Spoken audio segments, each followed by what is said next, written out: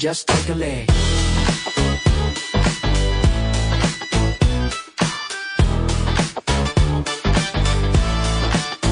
Bring it in, add a zing to your brew. Experiment with flavors, try something new. We're here on the mic, it's a beer lover's dream. As we kick it back, we always build that team. Check your equipment, we'll guide you through. With a little hot magic, the craft starts with you. So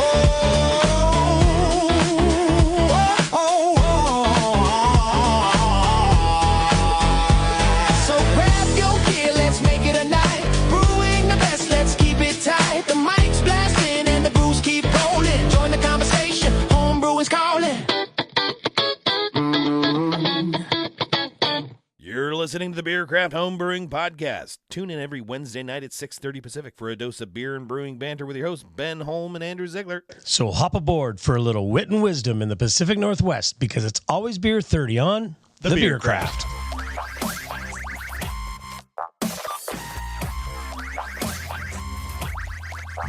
Welcome back to the Beercraft Beer and Brewing, the Beercraft Homebrewing Podcast. That's right. We're on name change number 47 and a half right here in the studio. Welcome back. It is Wednesday night. Andrew, how the hell are you? Hey, doing great, Ben. Fuck doing yeah, man. really good today. Yeah, I'm glad you are. My back is fucking sore. it's hurting? Yeah, I am sick of fucking moving at this point. It is official. I am sick of moving shit around. Tetris is over.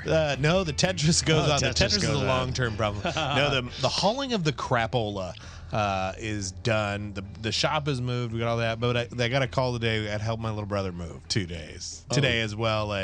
Yeah, Is this a last minute thing then? Well, it's been on the list, but yeah, their lease is up, so got to move. And there was a little faffing about this, where stuff's going, who's going where, blah blah blah. And it was down to there's just just a couple bags of clothes, dresser, and a bed, and that sounds like 2 loads, man. I'll cut out I'll cut out my morning for that. And that fucking turned into 4 loads and a trip to the dump, and goddamn, I'm tired already. Shit. Well, you know what? You get rewarded. Yeah, because it's beer 30. Beer 30. Finally, Let's Jesus! drink it. I've had these sitting under since Christmas. They were sitting under my tree. My wife got to go to Hood River without me here a couple of weeks ago, and you she brought went us to a double mountain. a pair of Double Mountain beers. Yeah, we've got their winter ale, their fa la la la la. Yeah, that's 4 laws. Whoa, 85 IBU. Yeah, So we're not going to start with that one. And then we also got their Hopline IPA. So that one's at 65 IBU. So we should probably start there. Yeah, we'll start with the Hopline. I've had the Hopline. I really like it. I have the T-shirt as well. Beer's so good about the T-shirt. They are in Hood River. They do have a Portland plant as well. I not got to visit that one, but Hood River is a place to go. There's no open container laws. So if it's a legal package, you can step outside the brewery and crack open another cold one. And that's completely legal. Nobody's going to bitch at you for doing that. And that includes growlers, I found out. So you can do 64-ounce growler curls all up and down the main street. All right, did you get that? Did you get that out of the cupboard, that glass? I did. Yeah. Yeah, they were warm, too. Like right out of the dishwasher kind of thing.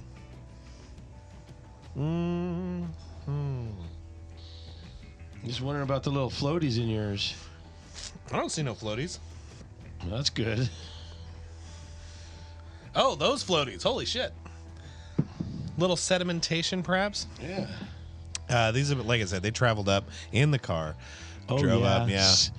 See them in there. They're like little swirling, little yeasty. Yeah. It's still pretty. It's still tasty beer. It's still really cool. There's like a tornado in my glass right now. Right, they're hitching right on gas bubbles. It's still a solidly drinking beer. Oh, it's a good aroma. Good hop aroma. Wow. Kind of grapefruity. Yeah, grape. It's screaming like Simcoe and Amarillo. Screaming the seas. Yeah. Notes of tropic resin, tangerine, petrichor, and evergreen. Some tangerine. Yeah, petrichor. Petrichor. That is the smell of rain, isn't it? The petrichor. Oh. I think that is that you can smell the flora. Yeah, fauna. yeah. You smell the grass really good. It's the petrichor coming up. It's called petrichor. Yeah, That's and I the guess it's aromas. also like means there's a low pressure system, so the air isn't moving as much, and it's pushing down. And it's keeping the aromas from being dissipated away from you. Right. So it's like Not low being pressure system. If you can swept away smell in the really wind. far away, it Just probably like a means a dog. storm's coming. But petrichor, that is the name for that. In case you didn't know, everybody gets cool. to learn something here today on the Beer Crap Homebrewing Podcast. Right We're going on. to talk about all sorts of bullshit today. Petrichor. The Well, we don't petrichor, got yeah. much to talk about today. We're going to talk about Oh, a few we things. got a few things. We got a list of things. It looks Oh, like, yeah. kind of like current beer trends. Current beer here's trends, like, for Seven- 2026. Seven current beer trends that are going on in the world right now. Here's what we know about that shit. When I'm done with my beer, but I'm not done with my beer. No. So, other than the move, other than the other move, The moving and the moving and the moving. the shop is going good. The shop is going good. Yeah, I was there. I visited. Glad you did. Yeah, it's a it's a cute little space. We like it. It's nice. It's Yeah. a little more compact, but very functional. Yeah, and that was kind of the big surprise for me. I was worried, packing everything You up. wouldn't Like have enough it's room gonna. for How am I really gonna fucking anything. fit it in there? Yeah. But as we geared up for the move, I started like consolidating the shelves and like Right. compacting everything. It's like, well, Kind of get this to go with that. Star sand and cleaners don't need to take up 8 linear feet when they'll fit in three, Right. kind of thing. So as I started doing that, I'm like, oh, this'll fit. I'm like, Yeah. I need some sanitizers. They can live right here, and there's the cleaners next to them. That makes sense. Right, and if Yeah. you got a little box in the back, you just put the rest in the box, right? Right. you're fine. That's pretty Your much it. your Yeah. display. The big projects are now just like organize it, like all the back stock to get reorganized. So we know that the beer bottles, the 12-ounce and 22-ounce bottles live right here, and we can always just go, how many do I have? And I go, that many. There we and it'll go. be nice when I figure that That's shit like out. inventory Yeah. management now. It is. It's like professional Tetris, I think I Right. call it. I put together a little video making that joke. That's cool. That's a good Yeah. No, I'd been making that joke all week, like Tetris on hard mode, but you can't say Tetris in a commercial.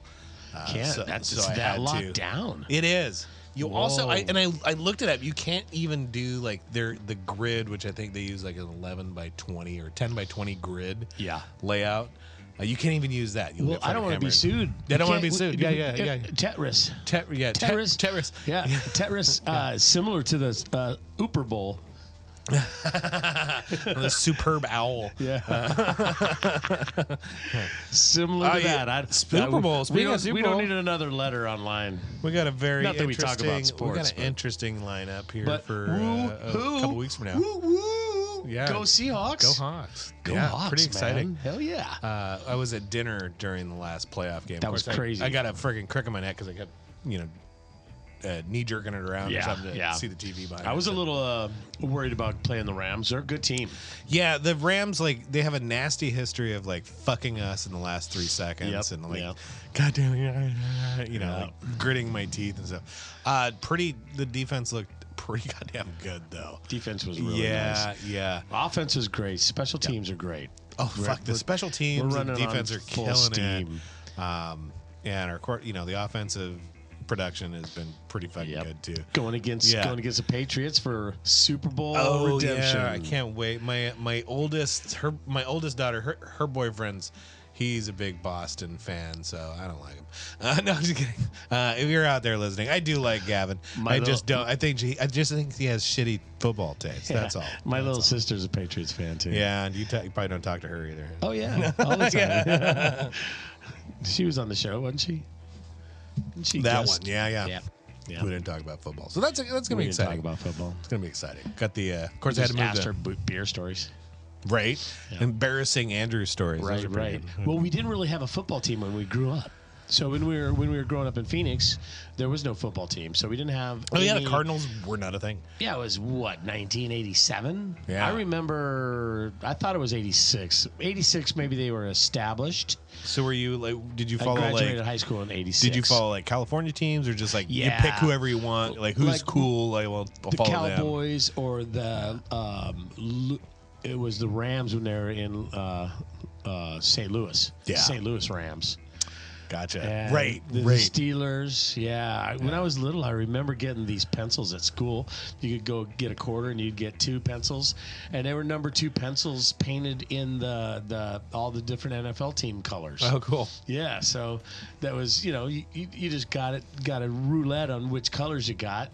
And I got some Rams and some other ones. Oh, they were cool. Well, we I lived loved in them. Washington for most of my life. I've been up here. Yeah. Since like So Seahawks kindergarten. Yeah. Seahawks in 75, 76. Yeah, and they were here but the late 70s, early 80s Seahawks were not. They were a blip. You're right. There was nothing. There was not so that was Just like the Cardinals too. the sea chickens there, right? Like every new team's gonna. And I have a bumper sticker on my board in my room, and it says the 87-88 inaugural season of the Phoenix Cardinals. Oh man, yeah. So they're calling it the Arizona Cardinals now.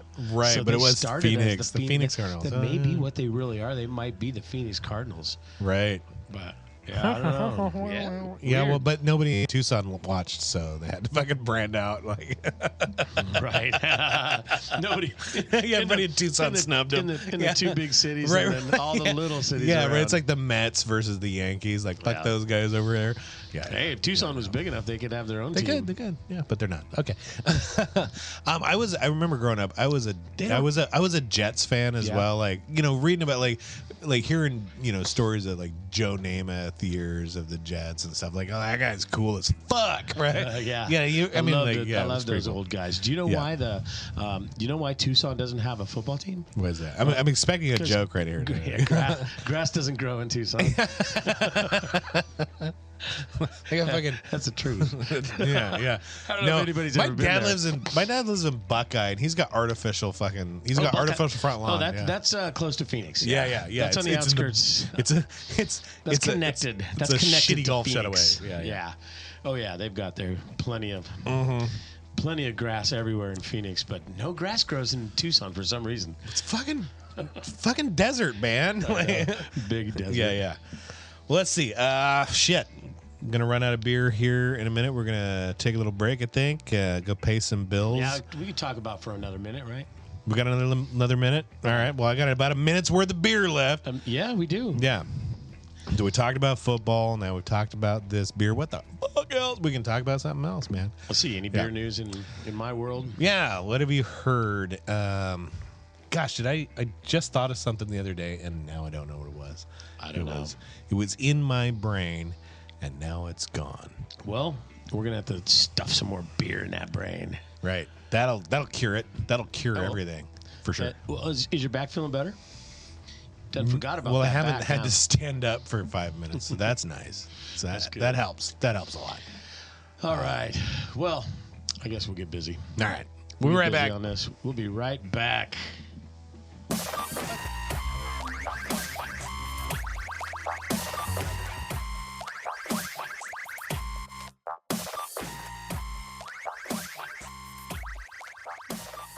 The Brewers step up to the kettle against their rivals, the Bad News Beers. GM signals a pale ale with a little Vienna malt to keep things light. An easy mash out for the Brewers. Next up in the order, the All-Star Hops making their way to the kettle. A little late change up, moving them down to a 10-minute edition. Here's the pitch. A clean American ale has this crowd drooling. 68 degrees of fermentation, and it's goodbye beer! Beer and baseball go together like hot dogs and buns. Hit your home run with Northwest Brewer Supply. Beer news with Andrew, where I come and give you international stories, national stories, state, maybe even your local backyard.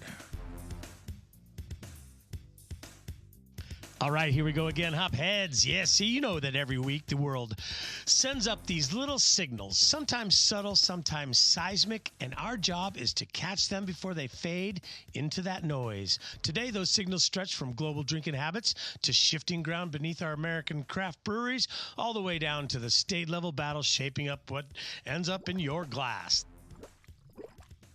So let's start with the international story of the week. Gen Z is rewriting the global beer playbook. Gen Z consumes across Europe, Asia, Australia, and they're leaning into the low alcohol, no alcohol, and alternative beverages. We're talking hop teas, THC drinks, functional beverages, and crisp NA lagers that are more about clarity than chaos. Breweries worldwide are adjusting portfolios, marketing strategies, and even production schedules to meet this new Gen Z shift. It's not a fad, it's a recalibration, and for homebrewers, it's an invitation, it's an experiment to experiment with these NA techniques, play with hop-forward teas, and explore fermentation-free flavor building. The future of beer might not always be about beer, at least not the way we've known it. So back home in the U.S., the numbers are continuing to tell a sobering story. The latest industry data shows that brewery closures are still outpacing openings, with nearly 400 breweries shutting their doors in the most recent full year of reporting. Rising costs, shifting consumer habits, and consolidation pressures are squeezing the middle of the market. Even long-established names like Rogue Ales and Spirits 21st Amendment have stepped away, signaling that now signaling just how tough the landscape has become. But here's the nuance. This isn't a collapse. It's a correction. The breweries that are thriving are the ones doubling down on community, quality, and identity. And for the homebrewers, it's a reminder that innovation often comes from constraint. When the industry tightens, creativity tends to bloom.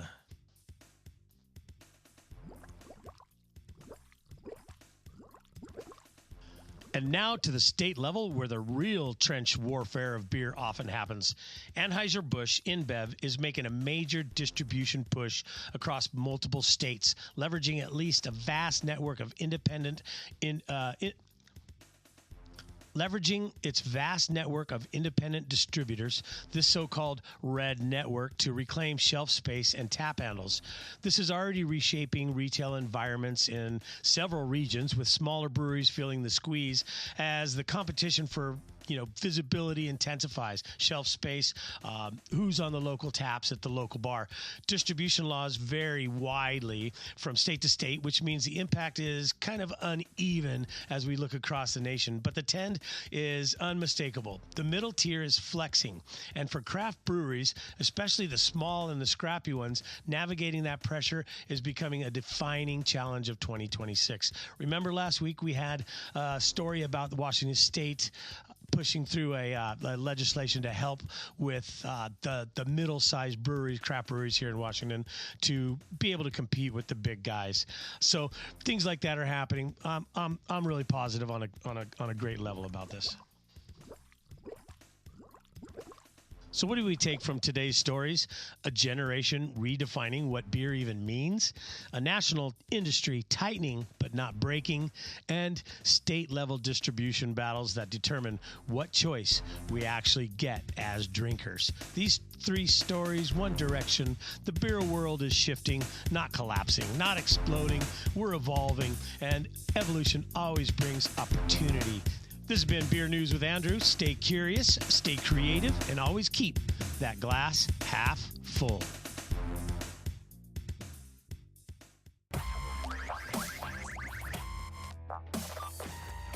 Bags of Centennial. Bags and bags of Centennial in this? Mm-hmm. Well, no wonder it's 85 IBU. Right. Back on the Beer Craft. Welcome back to the Beer Craft. I am just peering at this bottle, this Double Mountain Fa-la-la-la-la Winter Ale. Gonna clock in today at 7.5%. Oh, yeah. 85 delicious IBUs. Are you done with your IPA? I am too. That's, I said I was gonna finish it, and I am not a liar. Me too. Yeah, fresh glassware. Fresh horses. Right. Do you want fresh glasses? Oh. We're prepared. We are. Away? We know what we're doing. Shall I take these? Thank you. Thank you very much. We finally got service in the Oh studio. my gosh, yeah. Loveliest. A little bit of... Little head on that one. Yep. How about that? Be careful. That glass is going in the garbage after this night. Oh, really? What is it? What is this? A fucked up glass? Has a little crack in it? Yeah, right there on where your index finger is. No, is that Floyd's? Oh, yeah. Look at that sharp edge there. I'm going to rotate that away from my face hole. Yeah. You got a little left in there. All right. Well, this is the fa la la la la la. That's a lot of fa la la. No little floaties in this one. Oh, shit. Look at this. Oh, cheap Chinese ship Used breakdown. it so many times. My Your bottle opener shit the bed. my West Coast Choppers bottle opener with a chain on it just popped. Bink.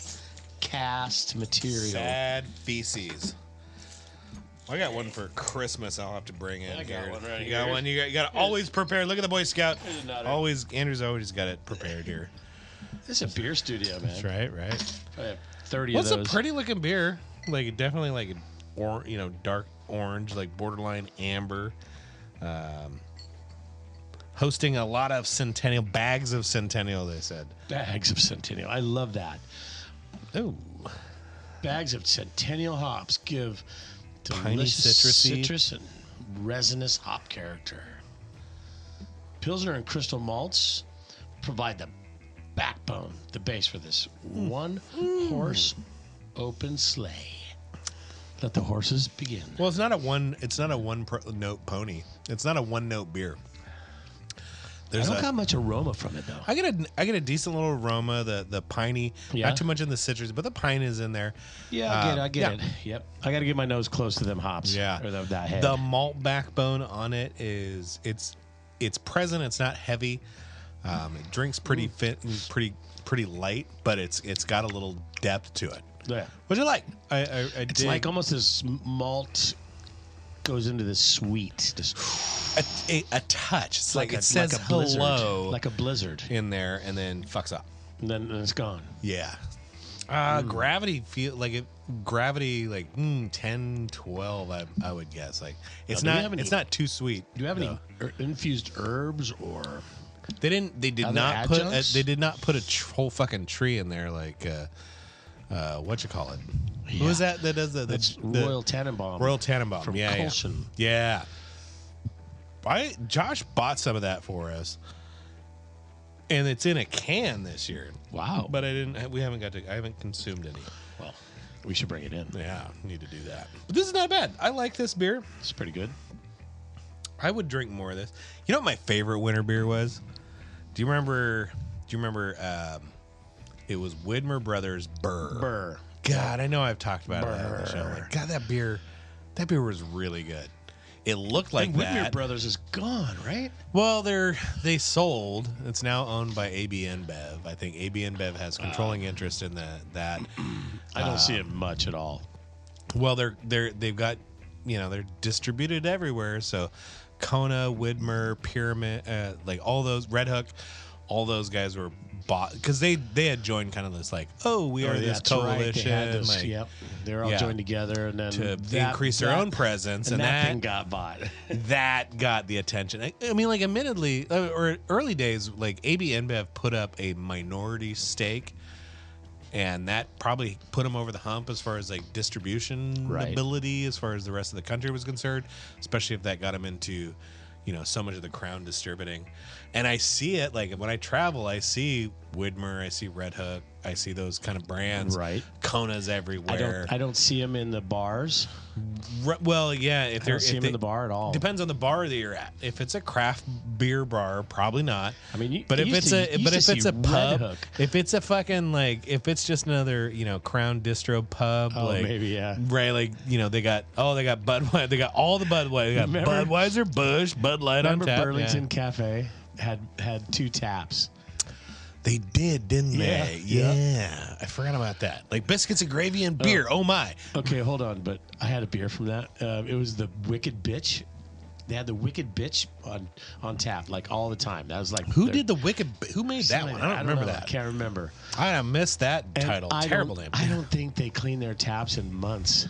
I'm like, oh my god. Yeah, this I see a lot. horrible. I see a lot of that, both in like traveling. Like I'm not going to name names locally, but it's a thing everywhere. It is. It's a thing everywhere. Like diacetyl sticks out like a sore thumb for me. Like I'm not. Oh yeah, not man. a big fan. I remember my tabs. I'd had to clean my tab. You had to clean your tabs every week. I mean, Taps every week, lines every 2 weeks. Yeah. Well, yeah, I had to clean my tabs every day. Clean your taps every day and wash them out. But I had to, you put your little brush in them for the night and all that, keep them good. But there's a lot of ways to go funky in a tap room for sure. Yeah. And I didn't have any kind of a system like automatic. I had Speaking to of take that off. we got to keg the ox, man. That's sitting ready for you. Right. Did you get those kegs clean? No, hell no. Oh, well, I bought a better do brush. that. Yeah, better do. I know. I sold it to you. I had to get a reason. I was like, reason to come in and see you. Well, clean up some kegs. We'll get some beer. All right, we'll get some beer. So we got to get that carbonated for next week, man. All right, we'll do that. We'll have the ox for next week. I'm stupidly excited because it's been since the day I met you that I've consumed the ox. Well, I'm hoping that the ox isn't similar to our first topic we're going to talk about here. I'm kind of shooting for a 6.5, 6.9 ABV on that guy. You're not doing to like Utah standards. No, 3.2. No, but that's popular. I mean, our first topic is our low ABVs and why this is so popular in our culture right now. What's driving this? What's behind this? Well, I have thoughts on this. Yeah, I have thoughts on a lot of things. We've talked about this before. Yeah, I think post pandemic, a lot of us have had to reevaluate our relationship with alcohol, myself included.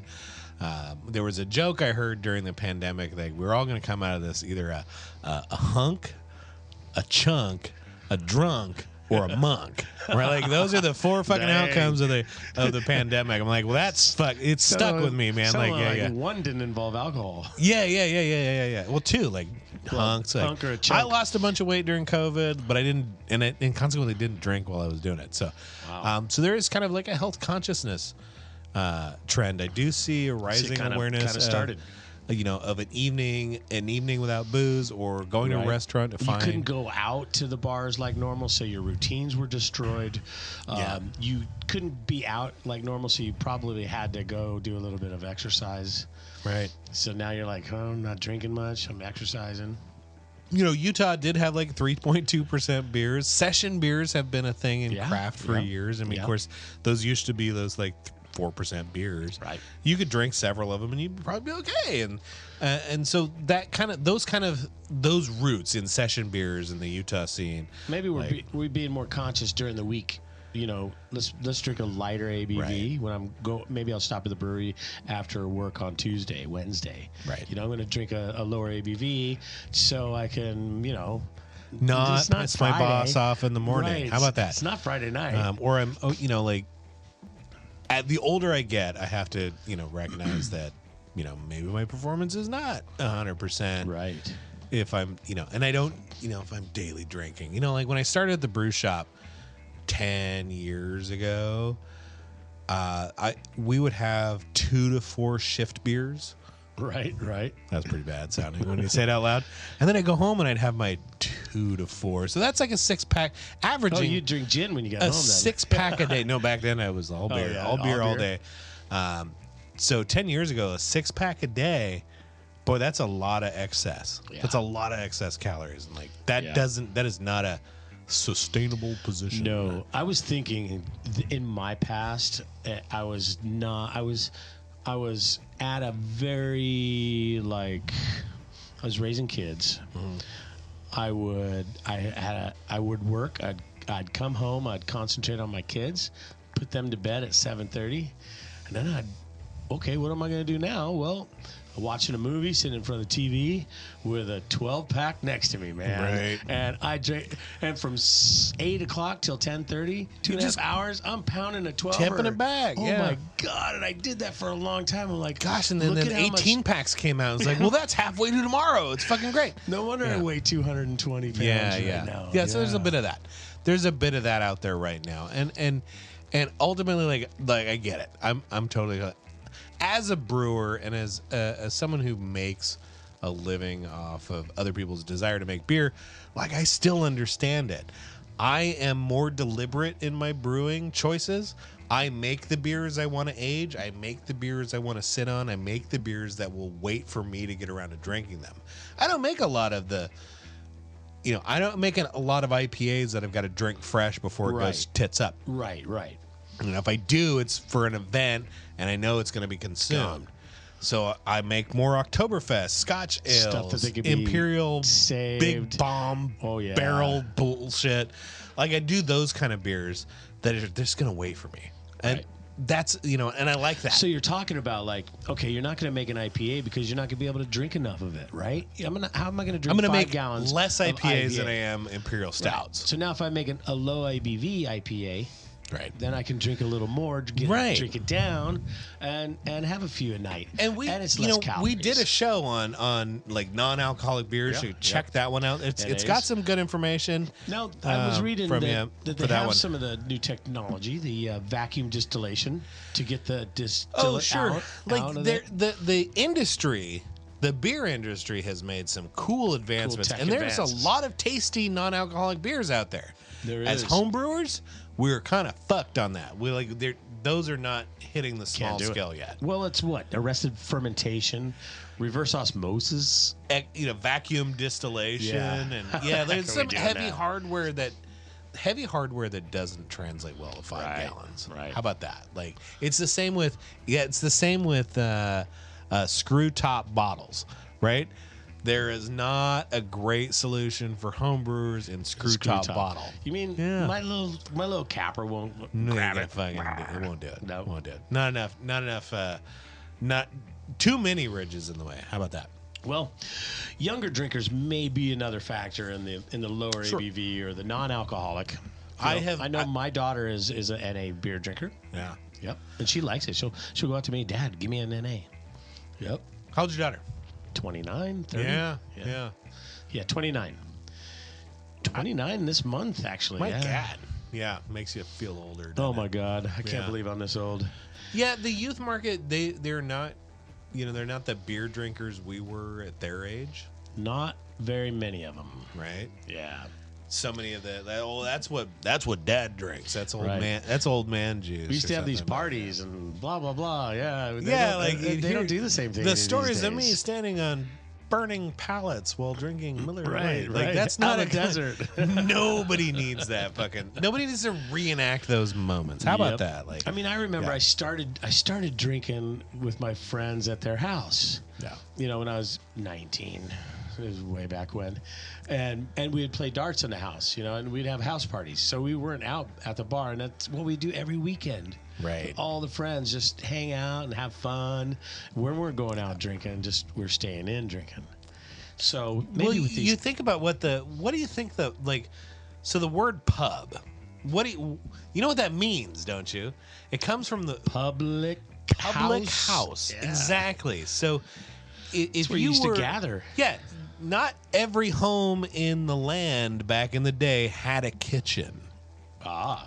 Had those kind of facilities. So, interesting. Yeah. So you would go to the public house. Cool. And your whole community would be there, and you would have communal potluck meal or whatever. You'd pay for it, but you go there and they make some meals. The have some best beers, brewer in the land dance, open the damn place, and it might be his grandmother's fucking recipe, and the old alewives kind of tradition. Right. But you go get a fresh pint. There was a stew on. You could have a meal. You could sit at the bar, and the bar at a public house was a invitation for conversation. How about that? If you sit at the bar and do not talk to the guy next to you or the woman next to you, you should be kicked out. You should be shot. Yeah.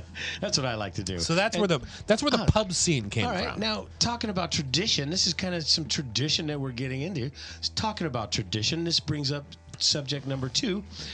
Our classic styles seem to be reviving. Thank God. Hell yeah. Thank God. Yeah. There are 99 other fucking styles that are not IPA. Really? How about that? I'm an IPA fan, but I think every other beer has been underrepresented. How many categories are there? There's 27, right? There's 27 separate categories, and then there's subcategories. And if you total them all up, it's over 100. Yeah. Yeah. Oh, yeah. 100 beers that aren't IPAs. Because most of those categories have more than three.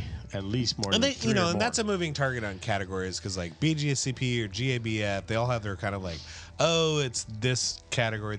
So- But 5 years from now, they're going to change it, revamp it, re-catalog it. We've talked about how we're chasing these. I'm putting out this beer this week. I'm putting out this next beer this week. Never having these. The new. Maybe that's giving fatigue on this. Uh-huh. Hot And fatigue. I think it's IPA I think fatigue. it's great if a brewer says, "Hey, I've got a stand up Northern English brown ale that will knock your socks off. It's going to pair with your burger. It's going to pair with your brat. It's going to pair with pizza. Like it just goes down. Like goes with good hearty food. right, and he starts talking about like a malt profile that's substantial enough to carry the flavors of all the things you want to eat with it. And not get in the way, Right. And suddenly I'm fucking drooling, Yeah. right? So I'm really Now I'm excited hungry, for that too. kind of absolutely. I'm really excited for that classic style revival kind of thing. Like human history is beer history, so there's let's get- so many cool beers. Let's get some brown ales, some pale ales, Some get back to gruits, some pales. some satis, like all the let's get some. We'll do the bog standard classics. We'll also do the weird esoteric. Like let's do all of those beers. It's a lot of fun. Yeah, without deviating from the styles, because a lot of these breweries are deviating. So you can't really go. Really, like I innovate. have this Part of that's that innovation certain beer. thing we were talking about. Yeah, New. yeah. And that's cool. I love it. But I mean- I do like we're getting back to some styles, like a just a stout, just a chocolate stout or a dry stout. Bam. I did hear of a brewery. Golly, I can't remember the name I heard, but they were bringing back like the nitro stout. So they're making a stout and they're Doing kind of like that, like putting a it in the Guinness-y bar with kind their, of like with the nitro stout on it. Dig Yeah. that. Yeah. Nitros. That's one of those that's a build I just need to go do. Like I know how to do it. I've never had a nitro. I've never had one on like full time at any in any of my Anywhere. keggerators, but I'm like, God damn it, there's some because I've had tasty cream ales, red ales, golden ales, milds, All of these with- stouts, with double the stouts, nitros, triple stout, like what all that, amazing. all on fucking nitro have been pretty goddamn good. So like, Amazing. it's not gonna go bad in my brew house. Right. But I am glad to see some of those somebody getting down. Like Guinness makes a fine product, a dry Irish stout. I love Guinness. Dry Irish stout is, when done correctly, is a fantastic daily drinker. It is not Smooth, just a winter beer. Delicious. And a nitro, talk about yeah. smooth. Yeah. Shut the front door. That last one I made that I was drinking all in August and going, oh my God, I'm going to drink more of this. I want to make that beer again on nitro because Jesus, that sounds good. Now, how do I get those little draft balls? You don't. You don't. Okay. How about that? If I can, Yeah. if we can make one small enough to fit down into the bottle. No, they make them Then that'll you go down there, but you just can't, you're not going to be able to buy them. Like, I don't. Right. Yeah. I want to buy them. Right. It's easy. So okay, hold on. It will be the cheap. way- it's At the way- volume, you have to buy It's the them. way you have to buy them, yeah, store yeah. them, and insert them into the bottle. It has to be under pressure. Yeah, I'm sure all of right because it's the differential that fucking activates those things. So so you got to put them under the vacuum. it is not and you just gotta like fill I'm the going to add bottle. this little plastic pill to my fucking beer. And go, Right. Yeah. Well, there's some equipment in my garage that will fill bottles. Can we modify that? It would be easier to. It would be easier to Build a just vacuum build chamber. a cask system or a There we nitro draft system and do it that way. Easy. If you're a home brewer wanting that draft experience, just get a 3575 blended gas bottle, standard regulator, standard. You can do it with a standard faucet. Like you don't necessarily need like the fancy stout faucet with the creamer or that little start infuser that goes in there. Right there's it's a. Do you need that little star You, fuser though? you don't really like don't. the nitrogen is not going to dissolve in solution, so it's going to give you they're going to be tiny little bubbles. They're not dissolved in, so the white head of a Irish stout is from the malt. nitrogen. Isn't It's it from the nitrogen. well, I was doesn't it- digging into this. Oh, yeah? Yeah. So there was I was down the rabbit hole on English roasted malt, and it's roasted barley, not malt. How about that? I said it wrong. It's roasted barley, Roasted so barley. unmalted. Okay. It Dry will barley impact roasted. foam color, but on nitro, because the bubbles are so small, the distance required to travel across that bubble is not as far as a CO2 bubble. So the appearance of the head or the foam is lighter in color because of the nitrogen. Has dick all to do with the malt. I'm like, you bastards have been cheating. I mean, like. All right. I don't know if you ever seen old Guinness commercials saying it's actually red, and like you hold a light, and it's like, kinda well, ruby duh, looking. all fucking dark beers that way, right? Like, anyways, All right. yeah. What's next on the list today? Well, we've got hop innovation without the hop arms race or the haze arms race. Right. So hop oils, extracts, the precision of aroma dosing. I mean, this is all new, and this is one of these things that drove this whole thing to get back to the classic styles was pounding the hops in these beers. You need the IBUs. And how are we going to do it? The alpha ounces, different methods of putting hops in and when and where and how. Well, I see a couple of things in beer research. There's a host of yeast they were trying to develop that would produce bittering compounds regardless of hops. Right. And that kind of woke up the hop industry too. So now the hop industry is shifting to like, well, what are the other cool things? Like the hazy IPA gave us the rise of terpenes and a host of other new flavors in this symbiotic kind of relationship between hop yeast and hops during fermentation, which was kind of cool. The cryopop blend from Yakima Chief is a very cool kind of like blend that's a mix. It is a blend, but it's a blend that has high aromatic potential all the way to the glass. Now the cryo, I always think of the cryos like in a syringe. I've seen it that way before, right? Well, that's hop extracts. The cryo or the comes Lupomax, or there's another one out there, but they're all cold process, like liquid nitrogen. Okay. They take hop cones, freeze them under liquid Still nitrogen. pellets. They smash them up. Are they smaller? It's the same T90 size pellet. Same pellet, less of them? Here's the deal. When they freeze it and smash it, they can remove more of the chaff, the useless, leafy material that doesn't do anything, and concentrate the resin payload, the alpha acids, resins, all the good stuff. So I need to make sure my conversion is good. So on a Lupomax or a Cryo Hop, or I cannot remember the name of the third version, like another brand has one. Yeah. It's going to tell you right on the package. 1 ounce of those hops is the equivalent of 2 ounces of standard pellet or leaf. Because there's more of the active. Just don't tell me it's twice as costly. It's the same price per ounce. No, it's the same. So ounce. you're right, like if you need. I'm looking to save an ounce. So no, you're not, because it's extra labor to get there. So 1 ounce of that is the same price as 2 ounce. So if you're buying Citra Cryo, same price with or Citra better Lupomax, it's $5.99 an ounce versus $2.50 an ounce, right? Which you need 2 of to get to the same impact, right? Exactly. And so half the vegetable material, same unit, Half like shit in same. your beer. It is the same IBU cost. Yep. Your price per IBU is the same.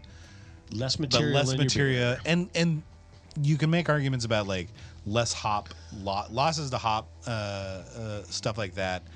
On large scale, it's probably more apparent. On small scale, it's a pretty negligible number. What about Phantasm powder? Oh, Phantasm powder is cool. That is a thiol powder. It's just booster. one of those It's a thiol thiol booster. booster. Yeah. And I've used it in a couple things. It's interesting. Is this those terpenes that? It's like supposed to turn the cyan? volume up on all those guys. Yeah, Where's it's that kind of come cool. from? Where's this Phantasm? That I don't remember. It was Phantasm kind of like, powder. neat thing we're fucking doing. Again, part of the hazy goddamn landscape. Yep, and then that marketplace moved on to the next hotness, right? Does this fall under Ryan High School boot? It's nerdlier. It's nerdier than It might just fit in somehow. So the Phantasm, it is kind of like another aromatic booster. And one of the things we know about beer is if it smells really, really good, it's gonna sell better, right? It does. If a server walks by with a pint and you go, "Oh my God, that beer smells amazing," you're gonna want to buy it, right? And it tells your brain that this beer is gonna taste better than it oughta. All those things are still true. Yep. So Cryo Pop turns up the volume on aromatic potential all the way to the glass. The Phantasm powder, again, increasing aromatic coolness in aromatic your beers, potentials, which is always kind of fun. That's always going to be good. Cool. Right. What else you got? Well, it looks like they're wanting to reduce the waste and improve the yield of their yeast of the hops. Golly. Sure.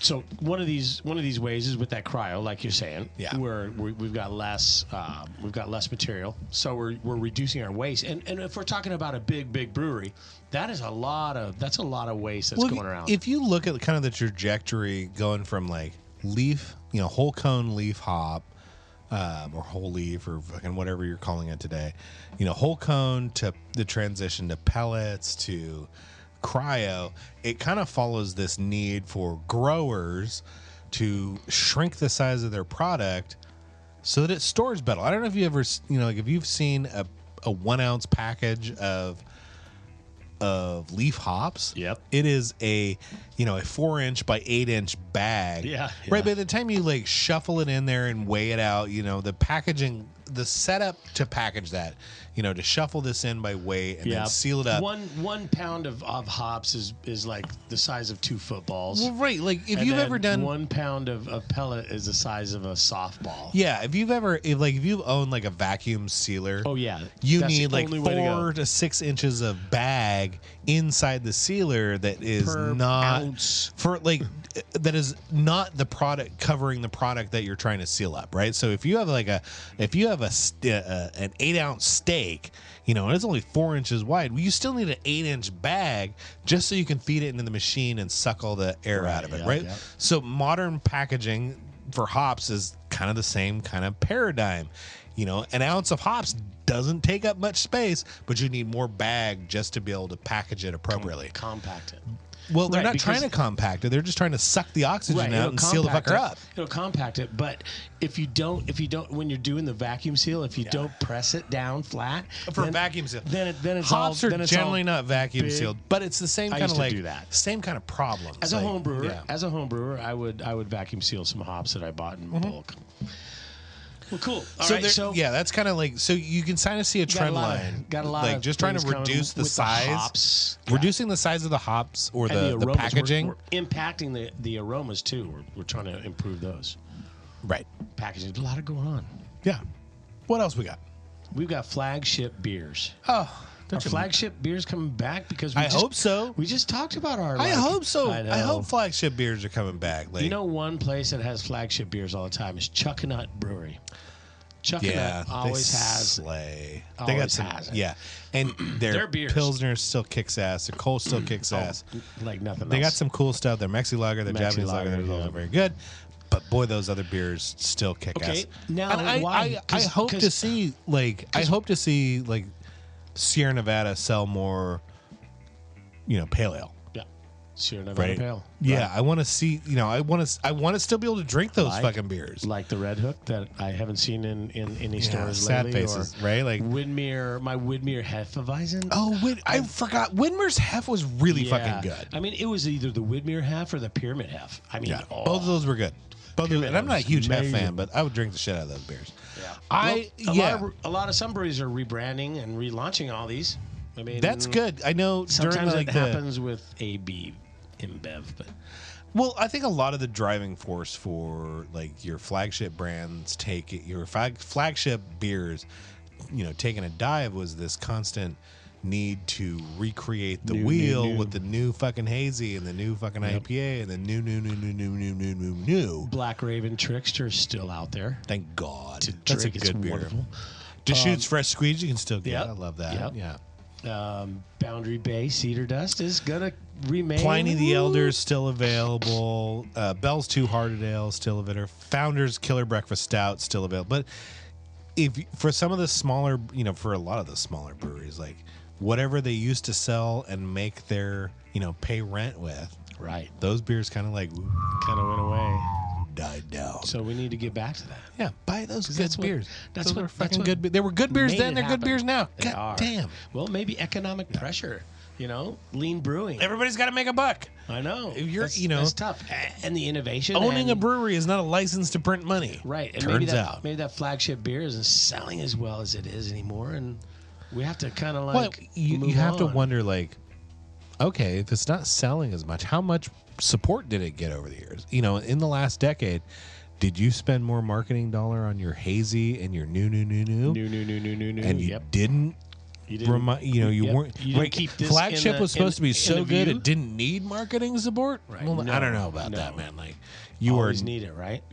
Budweiser makes a fuck ton of money on their mainline product, right. Budweiser, the king of beers. They still spend an awful lot of marketing dollar and new fucking horse commercials. We're about to get some in 2 weeks. We're going to have a new goddamn Clydesdale commercial. I saw a new Bud Light commercial. Bud Light's almost dead. I mean, it's been replaced by Modelo outsold them. But yeah, they did. Yeah, Michelob Ultra. Like Bud Light went, and then they've been trying to pump up Ultra, But to replace it. Modelo's been outselling them. Yeah. Yeah. Is Modelo a Star or is that InBev too? I can't remember. Modelo Group. Yeah. Yep. Good. All right. Well, it seems like there's kind of some more contract brewing. Give me your opinions on some of these places that are contract brewing. I know that I'll say like a certain establishment will contract brew through a local brewery to have their named beer of their establishment in their establishment. Not that they can get it anywhere else, but it's somewhat of a contract brew. I mean, I think of the contract brew as a fantastic way to start your operation, like without buying in equipment, without buying in, you're not even you don't necessarily have to pay rent on a space. You can have someone brew your beer, sell it through channels. You're buying you're paying for those kegs. Buying your recipe kegs. You can make arrangements that suit your needs. If it's in a contract, then it's in a so the contract. The beautiful thing about the contract is I don't have a place to store this beer. I want to pay you to make it, and then I want you to get a share when you sell it for me, and all I got to do is sign here, and now I have my beer on tap legally. And I can build awareness of my brand, my lineup, all these things. And I could, as an incubator kind of program, like... Now, what do you know about self-distribution? Self-distribution means I can go sell it. Okay. It means that I could put it in my truck and I could go... You could contract sell it. You get weird in contract line. You get weird in distribution, particularly in California. Right, yeah. We do a whole fucking show on that, and we're not doing it today. But it gets weird in having other people distribute your beer. Right. Because there's all this there's more taxation. All sorts of shit. Yeah. All sorts of shit. Yes. Contract brewing is cool. I like to see kind of, startup entrepreneurship in beer without heavy duty, like 500,000 to $1 million build outs just to build a brand. I thought about it going and contracting two of if my beers. beers. If I was gonna build a brand, I would be a contract. I would start with my contract brand. Yep, I should do that. I'd put beer to market before I put the ox and fucking the brick. put $1 in infrastructure. Right. Yeah. Fuck yeah. I put beer out there because that's how you're gonna make money. You gotta make the beer. Making good beer is hard enough. You still have to sell it. So, one of the things that is in the local excitement is minimalist brewing for the home brewer. Oh sure. So we've been talking about we had the brew in the bag. Yeah, we had the brew in the bag. That was an excellent show. That's pretty much minimalist brewing right there. Minimalist brewing, like small batch brewing, super 1 gallon, all of those things. Like brew where you can, as much as you can, or as much as you want to, is still very relevant. So if you're living in an apartment, there's easy ways to do this. You can do this shit on your stovetop. You don't need extra kit. You don't need humongous dollar bills. I've been thinking about this brew system, continuous brew system somehow. Maybe it's the size of like a Coke machine that goes in your house and you just put ingredients in and it makes beer and it like beeps when it's ready to... That is all the fun of pushing buttons. I don't know about that. So there's been a couple of those, like the Pico Brew. There was another digital. Like, Pico Brew went away though, yeah. And all of them have. Like the current one out there right now, I cannot remember their name, but it is basically It's a countertop fermenter Like you make the beer, you fill it up, you put, like It doesn't. it doesn't make enough. It's basically like a lot of it's an extract fucking Right, beer. Like right. add water and yeast And you get beer. and it's the pinter I think they call it. And it like sits on your countertop And and, you get it's one a pint? fermenter and a dispenser in one. That'd be funny. You have your fermenter is a pint glass, and you just get it Right. and you ferment in the pint glass, and as it moves down And the conveyor belt. How much ready. how much innovation can you put into the beer if you have to buy their products and their kind of things? Yeah, like nothing. what have you learned? What have you learned about? I'm like for me, the juice of this hobby has been like the education I get, knowing about what goes into beer, getting really nerdy on malt and hops and yeast and, how I fucking can water, do it the best what and the easiest. or just more better. Can I improve my craft? Can I get better at this? Like my goals were not to be the best. My goals were to make good beer. Like I had to make shit beer to get to good beer. So now I'm at good beer. I want to make better beer. Right. When I get to better beer, there's still better to be had. Best or But how do you get perfect. there? Like, And make more just- fucking beer. Just increasing the That's- size doesn't get you to better beer. No, making more beer gets you to better beer. There you go. That is the way. More beer, but not at a time. Yeah. All right, No. so let's wrap this up. We have number 7 fruited and dessert beers are evolving. So what are we looking at? We're like less refined. They're less sugary. I hope so. I hope So there was a host, and we've had a couple of them, like these smoothie beers and these pastries, and I've had a couple like pastry stouts. Like, really some super were sweet. good, They others hit you in were the like face. others were like diabetic coma. Like, Yeah. that's not fucking beer, dude. Like, I don't know. And that's a very subjective, like, oh, this is too sweet for me. That's not what I want to drink. I definitely don't want to drink another one. Right, a dessert stout.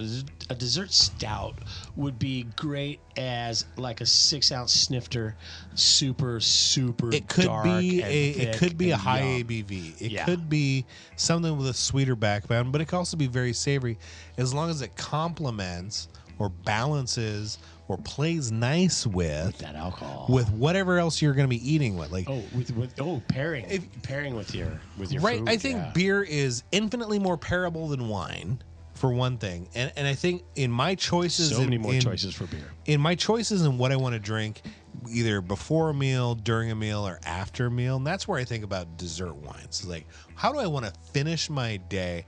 And that might be a barley wine one night, or an imperial stout one night. Right. It could be a pilsner, depending on what else I've eaten. Do I need something to clean Wash my it down? palate at the end of the day, or do I Right. want something to support this? If I'm eating a bunch of Back it up. chocolate, that freaking imperial, Russian imperial chocolate stout sounds like those two play well.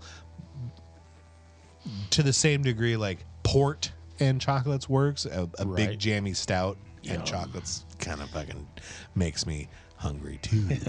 So those are kind of the things. Super good. So I would see. I would like to see more like pairing centric yeah. marketing efforts. How about that? Right. Marketing, yeah.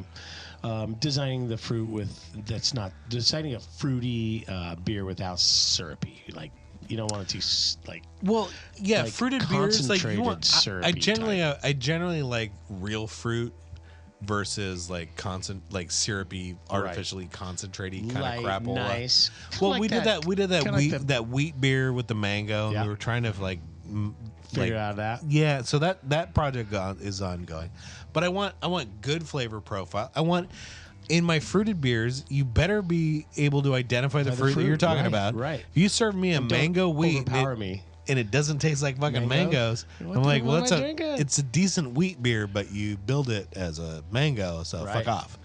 And if you're a competitive brewer, that's going to be a thing you have to deal with. So make sure your strawberry Kolsch tastes like fucking strawberry. Those are really good. Have you ever had strawberry Kolsch? Do that. It's fucking good. I have not. It's probably good though. It is good. Well, this is it. That's it. That sound the sound effects music's tells going me on. I have yammered for an hour. We have. And we're going to wrap it up until next time. Love you. Thank you, folks. Cheers.